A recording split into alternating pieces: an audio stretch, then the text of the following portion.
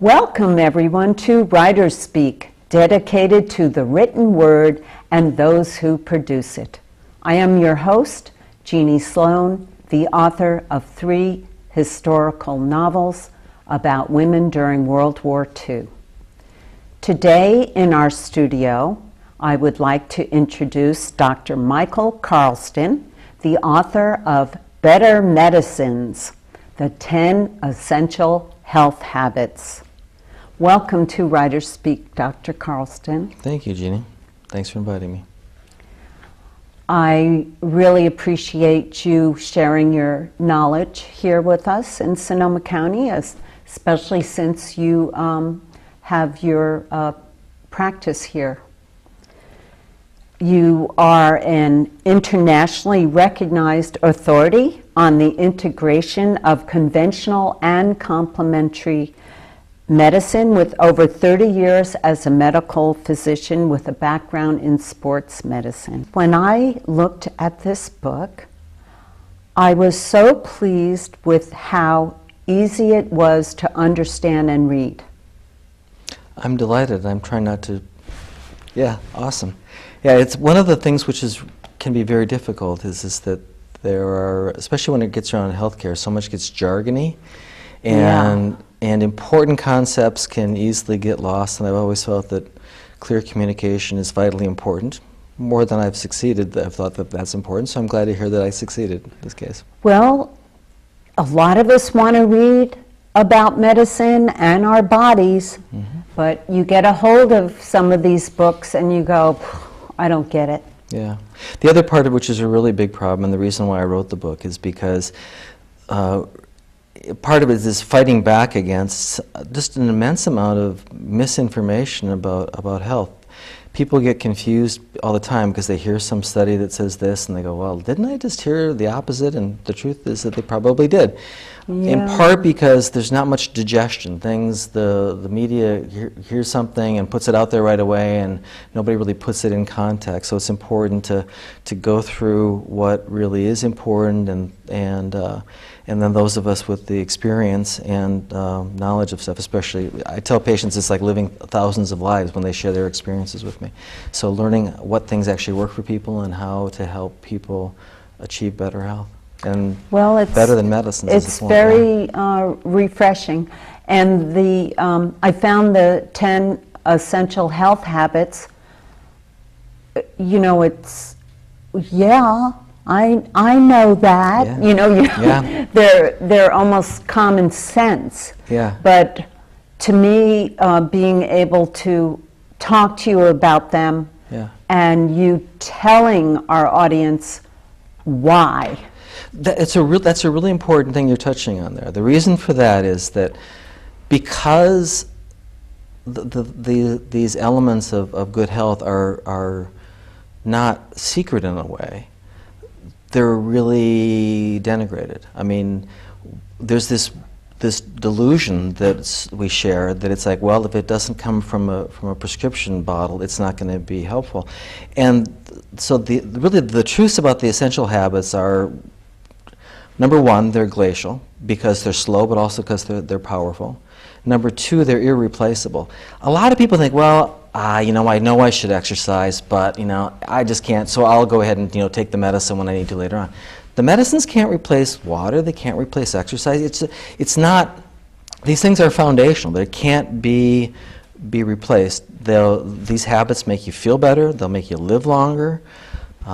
They are effective treatment. And that's another mistake. In medicine especially, we think, well, the person's sick, so now we have to do some real medicine. We know that if people with breast cancer exercise, metastatic breast cancer, they're 15% more likely to survive than if they don't. And there's so much data along these lines, and as well as clinical experience, that it's just amazing. And I'm still kind of surprised, and that's actually how I came to finally come up with the title of the book, is the recognition that these things are in fact better than medicines. By living in the right way, you biologically make yourself younger, and I like to tell patients that you can choose your parents. And by that what I mean is that because we all have genes, but whether the genes are active or inactive is what determines our health. And by following these good habits, we will learn that our bodies turn off the bad genes and turn on the good ones. So I say, well, you have to be part of your family still, but you can pick your healthiest relatives as your parents. Yeah, because one parent may have this gene, the other parent may have that, but that doesn't necessarily mean that you're going to have bad health or good health. Or Uncle Jim or Aunt Sally, who they lived in a really good way, and they lived to a long age, as opposed to, like, my father died at 47 of a heart attack, and I'm way past that. And I know that it's because of how I've lived my life. It gives you a wake-up call, though, when you do. I think we all do identify with how old our parents are and how old they were when they died. And when you get past that age, you go, oh, I think I'll... At this point, I've outlived my father and both of my grandfathers. Yeah, so that's very telling. Yeah. Well, let's talk about number one. Okay. So, drink water. Yeah, that's a great example, because it's one of those things like, well, there's no research. Well, that's true. Why would somebody do research? Who's going to put out the money to involve in a study to prove that something which is free is good for you? At the same time, we go like, well, if you don't drink enough, you die. So there's got to be some like gray area where it doesn't make you feel well. And yeah, I had people who come to me with chronic fatigue, with depression, with all kinds of problems because of inadequate water intake. For example, when I see people and they have a cough that goes on, clearing their throat and stuff, they're always dehydrated. I mean, it's like I have them drink more water and like, oh, well, I'm all better now. So it is one of those things that I think we kind of evolved in a way to not be compelled to drink water everywhere, because some of the water's not so good. So to be able to turn off our thirst until we actually get physically compromised, which is what we know scientifically goes on, it makes sense. I used to think, well, if you really need water, you'll be thirsty, but we've learned from sports medicine and from other ways that thirst doesn't kick in until things are kind of dire. So you have to pay more attention to it than that. So my question about that one is, how much? And that's a great question. That's the bottom line, isn't it? Yeah. I mean, there'll be these things about 8 glasses or whatever. There's a simpler way. And the truth of it is by looking, unfortunately, sorry, gross, but at the color of your urine. And other than just the time when you've had a vitamin or something, you've taken a vitamin, if your urine isn't pretty much close to clear in the toilet, you are dehydrated. You need to try to catch up. Well, that's nice that there's an obvious sign. Right. And part of why that's also important is because your needs will change. Like, I would find that I would have a very physically active day in hot weather, and I literally would drink 2 gallons of water, and I would still be just barely catching up. And most of the time, 2 gallons would be dangerous. I mean, I shouldn't do that. But under certain circumstances, that could be the right thing. So that's how you tell. And we know that there are trained athletes that easily lose over 1 gallon of water in an hour. Under some circumstances. So looking at things that way, that also takes into account your body's taking into account what other sort of fluids and things you're consuming. So it's not just water that counts in that way, but fluids overall, and you can see where you stand. I think your background in sports medicine has probably really helped you be a better physician. It's helped in a lot of ways, in part because one of the interesting truths for me is that human beings are the world's greatest land endurance animals. There's nothing on Earth that can keep up with us over the long term. There are some that are faster in the short term, many that are. But as far as on land, being able to go and go and go, we're the tops. And there's some actually real interesting evidence about that's maybe why our brains developed, because we had to, we can't go fast, but if we get together and work together this way and move the animal towards that cliff over there, we'll be able to get there. So by the end of the day, they just get up and stab it with the spear. But so many things are the same for each of us. It's just a matter of the level of intensity. A high-level athlete, little bits of diet or other behavioral stuff can make a massive difference in their success or failure because they're so close together. For the rest of us, in some ways, it's easier. It's the same principles generally, but going about them in a less obsessive way is enough to have really dramatic impacts on people's health. But when you're talking about water, that doesn't, there's some liquids that doesn't really, that you can't count.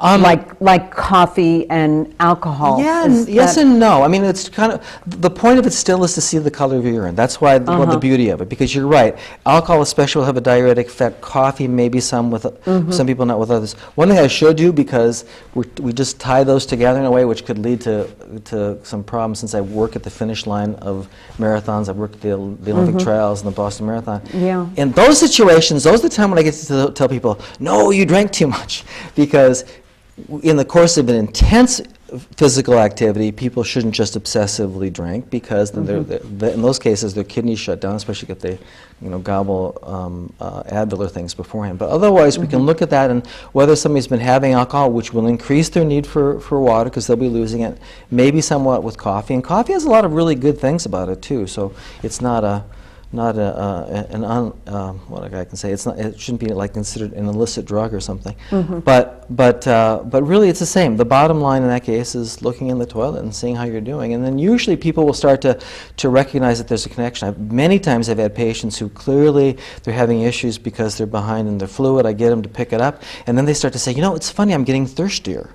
And I realized that what's happened, it's almost like the body said, okay, well, it's okay, there's water around, it's okay to be thirsty now, and they get a better sense of really where they are. As people age, we have great correlation between people, especially elderly people, dying because of not tolerating the heat well, because of them growing around chronically dehydrated. That's the big deal, just maintaining it. Well, now we'll go on to number 2. Okay. And it's exercise every day. Yeah. Now that to me is obvious, but I think a lot of people don't really know what that means. Yeah, and it means different things in different times. And especially having been involved in sports medicine, that's been a discovery for me as well. I came into my basically entree into medicine was when I was an overweight 12-year-old. And I decided that Ken Cooper's aerobics book came out, and I thought I should start exercising. And I changed my diet and stuff then too. So my entree into sports medicine, for the most part, especially as my own participation, was soccer, yes, as well, but especially as far as the intense long-term stuff was endurance things. And that's part of it. But I was a yoga teacher, so there's all these different elements. Flexibility is important, but actually kind of overrated in some ways because we obsess about it. But endurance, but especially as we get older, muscle strength becomes really important. The strength of the muscle stabilize things. So my friends who were the world's best marathon runners, none of them could have helped me carry a bag of groceries from the car up to the second floor. So there are compromises in all sorts of ways and different elements. Because they were just using their legs. They were very fit in some ways and not in others. Yeah. We have a lot of information about bicycle racers. Male bicycle racers having osteoporosis of their spine. Why? They have a desk job. They sit all day. They have really strong legs. They have good bones down here, but they're just sitting all the time, so they don't tug on their spine, and so the bones there get thin. So yeah, everything that we do, and humans naturally do a variety of different things. And one of the nice things these days about exercise is the recognition of high-intensity interval training. So you can do things for very short bits of time that have huge, previously unexpected benefits as far as people's health. So you can exercise for a very short time, get very significant long-term benefits. And actually, even though we thought about that in the past for young athletes who would think about doing like interval sprints at the end of their practice, I find that people who are older and have joint troubles and so forth, for them it's ideal because their joints won't withstand hours of pounding. But if they can do something for 10, 15 minutes, that's incredible. That's just awesome for them. I'd like to go back to that you were a yoga teacher. And if you feel that yoga is really one of the best exercises. One of the best. There's so many. And it's very helpful. Just one. So you would really say it's one of many. Yeah, it's like when I was a yoga teacher, that's when I started becoming a runner. Because as my health improved, I had some issues with my health around that point in time, and that's how I got interested in alternative medicine with some treatment I got then. But as my energy improved, and I just felt like, wow, I want to go off, and I got my roommates who were other yoga teachers said, let's start playing tennis. And I would go out. I ran my first marathon then and things too. So it's very useful. But again, there's all these different elements. It's not just one or the other. And people make the mistake. Like I see these people who just lift weights all the time and they don't get any aerobic activity. And I see people who run and they actually run into problems with their blood pressure getting too low and other things because they need some more muscle tone. So it's in other ways, not just stringy, strong legs. So yeah, there's a variety of things. Human bodies and minds are made to do a variety of things, and it's best to run the gamut. So really, all around body toning or strengthening, not just one type of exercise. No, is probably that's actually one of the truths that I would say that runs through almost every element of health. I never really thought of it until you asked the question that way. But like, for example, if somebody eats the same thing all the time, that's not healthy. If somebody has one means of coping emotionally with stuff, that's not healthy. They need to have a whole variety of things. If you exercise in one way only, that's not good either. We need a diversity of assets and variety of things that to be well. Flexibility in that way is another element of health. I live next to a bike or walking path, and it's interesting. I'll see people walking by briskly, and then I see that people are going like this too. Yeah, with trekking poles or just bare empty hands, or sometimes with little weights. And I go, oh, they're working on their legs and their arms, The trekking poles are nice also, especially if people have joint problems, because it gives you a little bit more stability, and it does get some upper body work, especially with the hills that we have around here. It probably, exercise has a lot to do with what age you are also, I imagine. Totally. That's one of the things of following these health habits, and we have some of the best data on that as far as exercise, as far as actually making people biologically younger. We know the people who exercise regularly, their brains do better, less likely to get dementia, and they live longer, and they tend to have higher level of functioning right up until the end. And so, yeah, but more enjoyable life and more of it. What's not to like about that? Yeah, very much so. So then another simple essential health habit, eat well. Right. But then, what does well mean? Eat well. I mean, boy, anybody could take that and... Yeah. And the more immoderate it is, the less likely it is to be healthy. There are, again, number one, I have people bring in 3-day diet records, and I've done this for my entire practice. So for 35 years, I've been seeing thousands and thousands of 3-day diet records. So you've done personal studies. Oh, totally. And the thing about this is that, number one, if it says the same thing all the time, it's unhealthy. I don't care what it is. We aren't smart enough to know all the elements in the diet that people need. For example, there's a thing called polyphenols, which have been getting attention lately, quite justifiably, because actually the level of content of polyphenols in your diet is the greatest mitigating risk factor for dietarily for heart disease. Like 50% lower heart attack rate for those with the highest level of polyphenols, and cholesterol doesn't touch that. So it's good to eat a variety of stuff because we don't know everything, first of all. So what has polyphenols? That means basically colored stuff. So I'll tell you a couple of the things that I like to tell people about diet things that people don't realize. Number one, eat something bitter every day. People talk about how the soils have gotten less nutritious and depleted over time, and they think that's a big, thing in diet. It's somewhat important, but the more important thing is to recognize that humans for 6,000 years have been breeding plants to taste sweeter. So if you look at the wild precursors of carrots, for example, they have 100 times the level of carotenoids and other nutrients that the carrots do. So all of these things come into play. So that bitter stuff, though, that's high concentration of nutrients. So the things you should look for with food, fresh, local, diverse. Part of why local to me in some ways trumps organic in the sense that, number one, organic is not like it was when I started eating organic food back in 1971. But the other part of that is, that it could be some organically grown from someplace far away, that there have been some other issues. For example, the time when we had 15 years ago when 18 of 22 organic green samples in the Bay Area had rocket fuel in them. That's because there was a leak of a fuel tank in the Central Valley and nobody tested the water.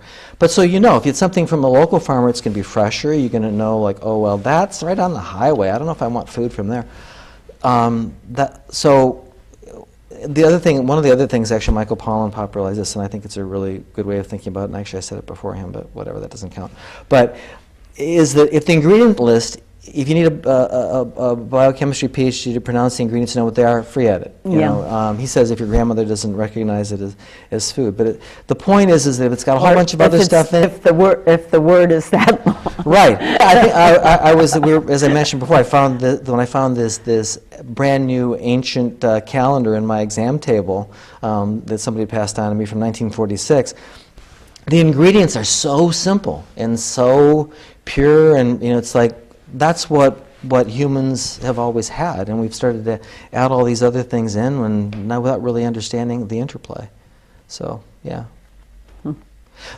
And I'll take you the next thing which ties into this is that supplementation is actually necessary, which is the next health habit I think you were going to mention. And that is a very controversial subject. It is, and it used to be for me.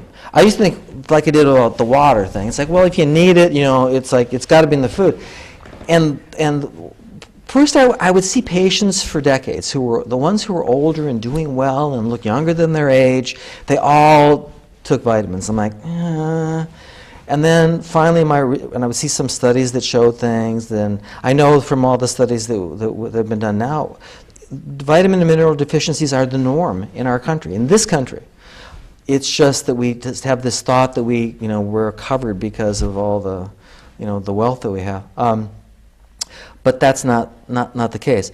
But again, the thing that finally ended it for me was one day I read this study of this scientist who followed chimpanzees in the jungle, collected the foods that they ate and analyzed them. These little 10 to 12 pound chimps were getting 600 to 700 milligrams of vitamin C every day in the wild foods they ate. And like I said before about the nutrients in wild foods, I went, oh, that's the point. The point is that we aren't eating the foods that our ancestors up until 6,000 years ago ate. So actually, we're getting the foods that we have are nutrient poor. So, and there's individual variation. So I don't recommend that people take massively high levels of supplements. I recommend that they take certain moderate levels, and I outline that in the book. Particular attention to the things that are more commonly problems. Things like omega-3 oils and magnesium and calcium to a certain degree too, and obviously vitamin D. So it needs to be thoughtful. The other thing which is really unusual is that people don't realize you're all taking vitamins anyway, and you have been since 1930. The government, because they put it in everything. Right. We had nutritional disease was the number 4 leading killer in the South of the United States back in the 1930s. And that was combated by adding nutrients to the food supply, which we still do. And we've added it in recent times, too, with folate for this neurologic defect in babies. And there's a variety of things. So it's already happening. Mm-hmm. And just the thing to do is to do it thoughtfully and do it better. Like, for example, folate's been in the blood supply, but 1 out of 5, or the food supply, rather. But 1 out of 5 of us has a genetic thing with the kind of folate which is added to the food supply doesn't work for us and can actually backfire in a way. So being conscious about what you're doing in this sort of way, being well informed and supplementing in an appropriate way is the best way to go about it. Well, as a physician then, do you do blood and urine testing to find out if a person does need supplements and what they are? When I can. The problem is the testing isn't as good as we would like it to be, but thankfully people are. So for example, if I were to, I mentioned calcium, if I checked somebody's blood level of calcium and it were abnormal, that's like a medical emergency. Your body will not let that happen. So if that happens, there's something really wrong. At the same time, there are a lot of people who have a problem with getting too little calcium, but clinically, what what I know is that they'll have problems like with leg cramps, especially at nighttime, or they'll have like some certain kind of sleep disturbances and other things which will clue me in. And then I look at their diet and go, okay, yeah, they aren't getting anywhere near what you need to. There are some things for which we can test and others that we can't do very well. We're getting better. We still have a ways to go. So some of them are important and can be done, and others it's really a matter of looking at somebody's diet. And again, while that whole diversity thing comes into play, because if you get a variety of things, you're less likely to create troubles. And the other problem, which I hope we'll get to soon, is that because there's genetic and individual variation, some people just need a lot more of something than somebody else does. And so when we set the standards themselves have problems for a variety of reasons, but and they're generally good, but there's some issues with some of them. But that doesn't account for individual variation, and we know that that's there. But assessing that and knowing exactly whom needs what, that's partly why docs need to have more nutritional education. When I was in medical school, and it hasn't changed, which is really depressing, we got 1 hour a day for 2 weeks, 10 hours, of nutritional education in my biochemistry class by a professor who literally sniveled about the smell of the rancid organic fatty acids in those organic muffins in the back row being eaten by me. That's a funny memory, huh? Yeah, and so when I organized a weekend seminar on nutrition that was a Friday night and Saturday, I realized that sadly that the students that went to that, the 68 students of the 240 that went to it, doubled their hours of nutritional education. So when people look to their physician for nutritional advice, just bear in mind that the physician probably is highly likely to have less background than the person asking the question at times, unfortunately. So needs to change, but hasn't yet. So should someone just take supplements because, let's say they go to you and they complain about this and that, and then you find out, well, you are lacking calcium, or should they take a certain vitamin supplement no matter what? I think it's a good idea to supplement with certain things just generally, and I've outlined that in the book. I mean, omega-3 oils, a good multiple vitamin. One thing about calcium is if you take it, calcium blocks everything. Like the guy who founded homeopathy, Samuel Hahnemann, first became famous as a chemist because he was able to figure out a way to dissolve calcium, because it's so hard to do that. But it blocks all these other nutrients. So if you get a multiple vitamin that's got calcium in it, it keeps your body from absorbing everything else. So getting a multiple vitamin without calcium, you take calcium before bed because it actually helps you sleep. So there are a few things like that, but again, not going crazy with it. And there are, like with patients, I'll have many people who need, specifically for them, they need higher levels of a certain nutrient. So I know how to do that, and other healthcare providers could do that. But for a person just on their own, you want to try to keep to a lower level so you don't create any trouble, and consider what your diet is like. Say if somebody's a vegetarian, they're going to need more zinc, and that is one of the issues that comes into play with supplementation too, because a lot of us have food sensitivities of one sort or another, and you have to make up for that in some way. So this, the taking supplements, it would be really worthwhile for someone to read that entire chapter. Yeah. It sounds like that. Yeah, and look at things and consider their circumstances. And if the bottom line of it, though, too, is if they have a health problem, then they should see somebody to go over it. And I think it's a good idea just generally to have somebody else take a peek at your diet, like once a year or so, or just to see where you're at. The old health screening exams from the medical side aren't very effective because we just look for the wrong things or the end stage of stuff, so they don't really help that much. But looking at things in a more basic way, preventatively, as far as the health habits, that's a much better use of your time. So when a patient comes to see you, you always ask for a 3-day record? Every single new patient. That's fascinating. Yeah. I've never been asked that. Yeah. Well, that's part of the thing. One of the reasons I wrote the book too is that there are a lot of things that I can't get around to. It's like the next health habit has to do with avoiding things that make you sick. And I have many of my patients who've gone through that and go, "Whoa, there's all these things that I didn't realize." And one of the other older than me founders of this integrative medicine, he wrote to me a bit ago because he had come upon the book and thought that the chapter I wrote on that was just brilliant because of how I covered all the varieties of different things that we come across. Because there are so many things in the environment and so many things that unfortunately we can't do a lot about, but which makes those that we can even more important to be aware of and to try to limit our exposure and do what we can in that kind of way. You got some very nice reviews on your book from many medical physicians. I was happy to see that. Yeah, I am too, especially because I've spent so much of my career in medicine being ostracized. I mean, like, I had somebody in medical school when we had the support group and we were supposed to, say all your feelings, how are you feeling? Well, I said, well, I feel a little bit, different. Oh, we're all different. And I said, well, actually, and I mentioned some of my different interests, along these sorts of lines and about alternative medicine. And like one of those people who was becoming one of my friends never spoke to me again. And the nicest response I got from one was like, you seem smart, and I hope you'll soon learn the error of your ways. And actually, over time, I've learned that I was right. So.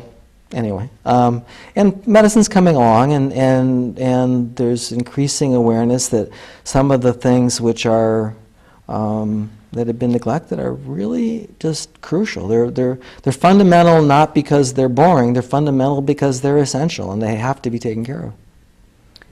Well, you seem like the type of physician that has gone and done all the schooling, but I think probably from the beginning, you were doing a lot of questioning. Yeah. Well, we're told this is gospel. Right. But is it really? Yeah. It is, and that is one of the sicknesses in medicine is that inability to ask questions. It's a dysfunctional system in docs think that they're asking questions, but the fundamental ones don't get, and some of it's really a matter of towing the line to well, because you get ostracized otherwise, and it can, things can be very uncomfortable, and people just kind of want to go along and not really step back and go, well, wait a second, why? I mean, like, and some of the stuff is just like I still confuses me. Like so many people take drugs to stop acid for heartburn. Okay, so but the thing is that every medical student learns that you need really, really strong acid in your stomach to digest all these foods, to nutrients, to protect yourself from all of the bacterial stuff that's coming through your body.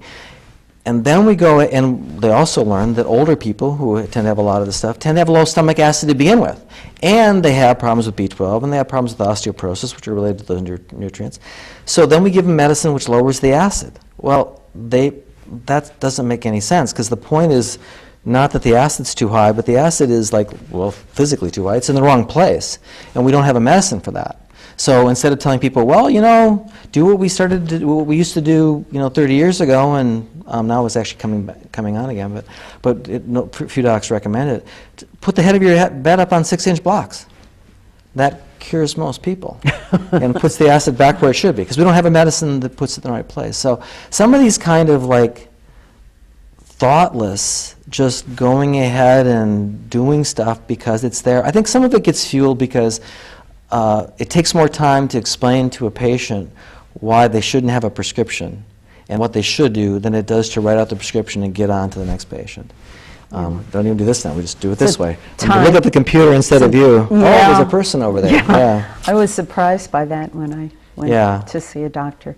They got out the computer and they typed the whole time I was there. Yeah, it's really horrible. And there's some things about it which could be good, but the problem, I tell patients when I have to work in an environment like that, which I do a couple half days of work, I work at a community health clinic, and I tell the patient, I said, there are 3 of us in this room, and this one over here speaks a different language, and it's in charge. And I don't know quite how to do the language, but I can't do anything to help you unless I can figure out how to explain it to it. So yeah, it's just horrible. Medicine is, well, don't get me on this. There's something to be said for looking at a patient and talking to them about their whole being. That to me, medicine is so wonderful because people have found ways to get through their lives.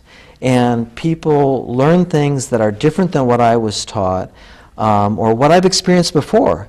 And how do I learn? I'm not going to learn by, give you this and walk out the door. That's a one-way street. There's no way for me to practice and no way for me to get that input if I'm always rushing to get to something else right away. And it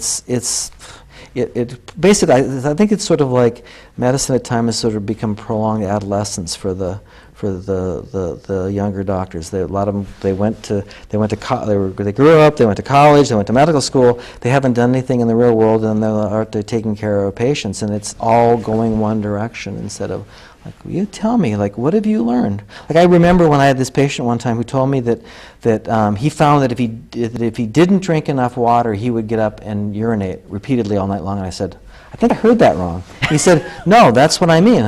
And I started thinking about how could this be, and I finally figured it out. I said, well, when you get up and you pee so many times, is it a large amount or a small amount? He said, no, it's a small amount. And I went, his bladder is irritated because it's too concentrated, so he drinks more water and it helps. It's sort of like when somebody urinates because of alcohol. So there's all these subtleties in there that if we don't listen, we can't learn.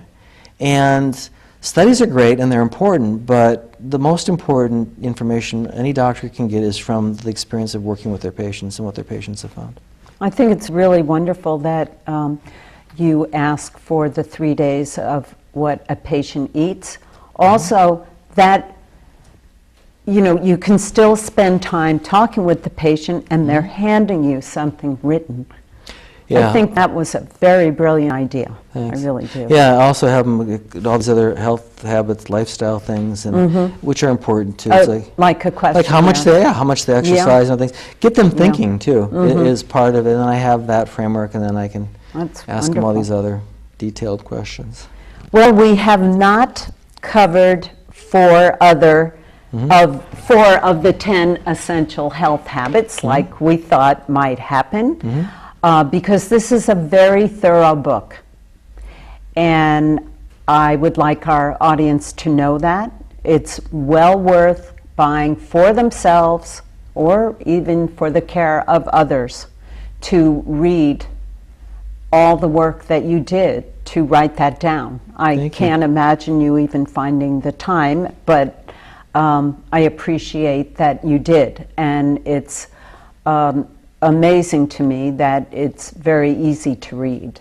Thank you. One of the traditions in medicine is see one, do one, teach one. And each of the step along the line you learn things. So part of the thing I've always liked about writing, especially putting the thoughts together in a way to communicate to people, is that then I learned at the same time. Like I really wanted to do something in the book. There's a table on how to select the right sort of treatment for your water at home, like based upon what your water supply is and common issues. And pulling that together took a lot of work, but it was really useful for me too, to like, okay, how would we go about this? What is the bottom line of this? So yeah, I'm glad that I'm really delighted to hear that I succeeded. And as an author, writing something down gets into your head better. So it seems like you have your patients do a lot of writing, which is helping their knowledge. Yeah. Yeah. Yeah. So I hope that we have piqued the audience's mind enough to want to know the other 4 essential health habits, and that your book, Better Than Medicine, is available through Amazon. Locally, it can be bought at Gaia's Garden in Santa Rosa and Redwood Cafe in Cotati. And thank you so much for sharing your wealth of knowledge with us, and we're very lucky to have you. Oh, thank you so much. In Sonoma County. Thank you. It's a wonderful place. It certainly is. Yeah. WriterSpeak is sponsored by the C Media Lab in Santa Rosa and the Sonoma County Gazette. Please join us next time for the next episode of WriterSpeak. You can find Dr. Michael Carlston's website within the credits. Thank you for joining us.